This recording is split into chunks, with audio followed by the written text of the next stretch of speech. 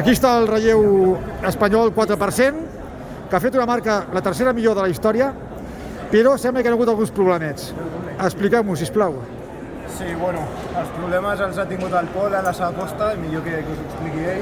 Sí, la veritat ha sigut, quan estava a punt de sortir, el de Canadà pel carrer 7 se m'han portat per davant, m'ha descol·locat una miqueta i ha sigut sortir a muerte i a rebre el pal. Mirarem aviam això, quines opcions tenim amb el jutge, com podem reclamar, si es pot, si no es pot, així que estem a l'espera també del que pugui passar.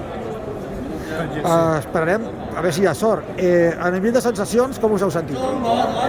Sensacions creiem bones, tots. Sí que és veritat que el Ben ha jugat una miqueta de mala passada perquè tant en la seva aposta a la meta final com a la contrameta hi ha hagut ben canviant, ha sigut en contra a favor i creiem que les postes es podien haver ajustat una miqueta més, tot i així 38-70 està molt bé, marca la temporada.